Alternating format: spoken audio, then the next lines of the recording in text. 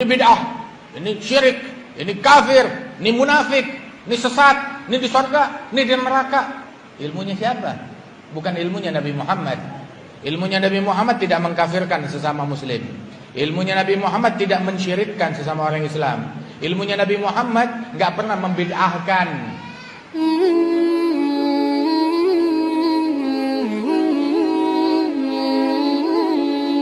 Bismillahirrahmanirrahim. Assalamualaikum warahmatullahi wabarakatuh. Teman-teman semuanya, semoga kita selalu dalam lindungan Allah Subhanahu wa taala. Alhamdulillah, kita kembali lagi di channel Cahaya Hidayah.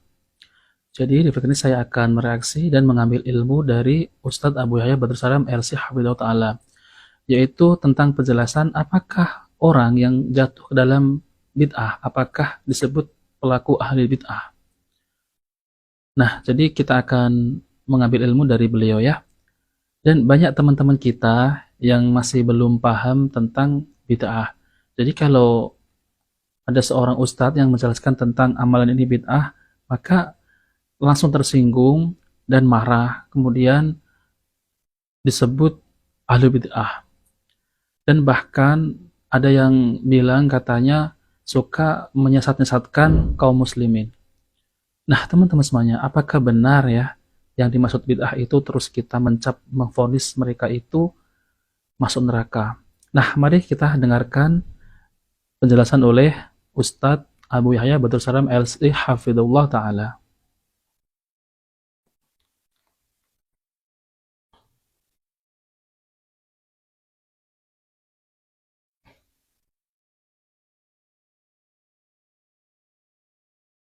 Nah, mari kita dengarkan ya. Apakah setiap orang yang jatuh kepada bid'ah langsung kita cap ahli bid'ah? Tidak ya akhi. Ya. Ini akhi, Ahlussunnah wal Jamaah itu bukan orang yang mudah ngecap orang lain sesat. Tidak setiap orang yang jatuh kepada kekafiran langsung disebut pelakunya apa? Kafir. Sebagaimana ini juga tidak setiap orang yang jatuh kepada perbuatan bid'ah langsung kita cap pelakunya apa? Bid'ah, ahli bid'ah maksudnya. Ahli bid'ah. Dan beda Pak, antara bid'ah dengan hukum bid'ah dengan hukum kafir itu jauh beda. Hukum ahli bid'ah itu masih muslim, tapi hukum kafir artinya keluar dari Islam. Nah kita ini Pak, yang suka ngomong ini bid'ah itu bid'ah, dituduhnya apa? Suka kafir-kafirin. Ya Allah, saking nggak pahamnya mereka tentang hukum antara bid'ah dengan kafir, jauh berbeda ya. Ya. Nah, betul ya teman-teman semuanya. Jadi banyak teman-teman kita ya yang masih salah paham tentang kita bilang bid'ah, terus kita suka mengkafir-kafirkan, bahkan kita disebut oleh mereka itu panitia surga. Semestinya nggak seperti itu ya teman-teman semuanya. Jadi kita menghukumi suatu bid'ah itu bukan terus kita menvonis kamu itu ahli bid'ah, bukan ya. Nah, mari kita lanjutkan kembali ya. Kapan seseorang itu disebut ahli bid'ah? Syekhul Islam Taimiyah mengatakan, seseorang yang disebut ahli bid'ah itu apabila jatuh kepada bid'ah yang disepakati oleh seluruh ulama bahwa itu bid'ah. Paham tidak? Paham gak Pak? Jadi seorang disebut ahli bid'ah itu kalau dia jatuh kepada apa? Bid'ah yang disepakati oleh para ulama seluruhnya akan kebid'ahannya. Ya. Saya ingin berikan contoh Pak, di zaman Rasulullah ada orang yang jatuh kepada bahkan kekafiran, belum dikafirkan oleh Rasulullah. Karena ketidaktahuan dia. Karena apa? Saya berikan contoh. Mu'ad bin Jabal dikirim oleh Rasulullah SAW ke Syam. Sepulangnya dari Syam, Mu'ad sampai di Madinah, di depan Rasulullah sujud ke Rasulullah.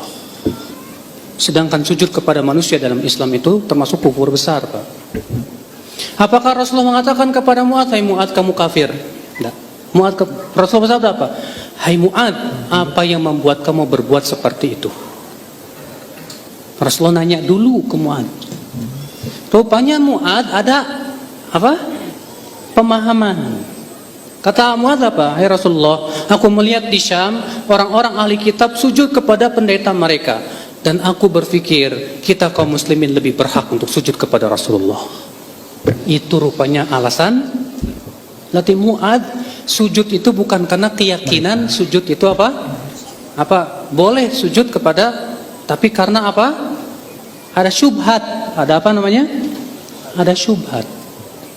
Maka Rasulullah pun menghilangkan dulu syubhatnya. Apa kata Rasulullah? Mu'adz, kalau aku perintahkan seseorang untuk sujud kepada orang lain, aku akan perintahkan seorang istri sujud ke suaminya. Maksudnya bahwa sujud itu hanya untuk Allah. Dihilangkan dulu. Nggak paham. Banyak orang Pak jatuh kepada bid'ah karena ada syubhat pemikiran. Maka bedakan antara orang yang memang sengaja ngikutin hawa nafsu dengan orang yang tidak mengikuti hawa nafsu tapi jatuh kepada kesalahan akibat pertama kebodohan, atau karena ada suatu perkara yang dia anggap itu sebagai sebuah dalil dan hujah, padahal bukan sebetulnya. Maka harus dihilangkan dulu, Pak. Makanya Syekhul Islam Taimiyah mengatakan apa? Tidak boleh seseorang dikafirkan akibat kesalahan sampai ditegakkan dulu hujah atau dihilangkan darinya syubhatnya.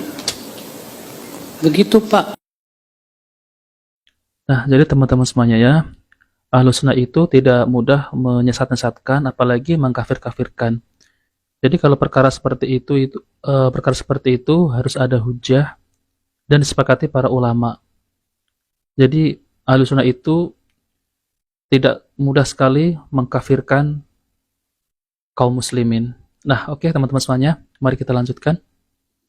Jadinya kita ini pada zaman sekarang jangan lebih semangat memvonis, tapi semangatlah untuk mendakwahi, menegakkan hujah. Naam ya akhwal Islam. Iya. Udah gitu Pak, zaman sekarang ada lagi pemahaman begini, itu orang main bid'ahin aja ya, itu pengadilan akhirat kali. Pengadilan akhirat. Jadi dia menganggap Pak, kalau kita mencap itu bid'ah berarti pelakunya pasti neraka. Ini salah besar loh Pak. Nah, betul teman-teman semuanya ya. Jadi kalau kita bilang ini bid'ah bukan bermaksud kita ini memvonis yang terjerumus dengan bid'ah itu langsung sesat dan masuk neraka. Jadi itu tidak benar ya. Semua Ahlus Sunnah, semua ulama sepakat tidak boleh memastikan seseorang dari ahli kiblat sebagai penduduk surga atau neraka sampai kita yakin dia mati di atas apa. Iya. Bahkan Ibnu Taimiyah berkata apa? Orang yang terancam masuk neraka akibat kebid'ahan atau maksiat, terkadang di hari kiamat tidak jadi masuk neraka. Kenapa? Bisa jadi karena adanya taubat, kita tidak tahu. Atau dikarenakan adanya hasanat, kebaikan yang luar biasa besar. Atau bisa jadi karena kan dia ditimpa musibah yang berat, sehingga Allah gugurkan dosa-dosanya. Atau dia dapat syafaat. Iya. Paham tidak Pak? Ini keyakinan Ahlus Sunnah. Makanya kalau ada orang bilang itu orang suka ngebid'ahin berarti neraka dong, kita jadi dianggap penduduk api neraka semua. Ini sebetulnya sengaja mereka ucapkan itu untuk memprovokasi aja Pak. Memprovokasi ya Ustaz. Kita ketika menghukumi suatu perkara itu bid'ah, tidak sama sekali konsekuensinya pelakunya pasti ahli bid'ah. Ini yang pertama. Apalagi untuk memastikan pelakunya neraka, ini lebih jauh lagi. Nah, oke teman-teman semuanya, jadi kita sudah mendengarkan penjelasan oleh Ustadz Abu Yahya Badrus Salam LC Hafidhahu Ta'ala.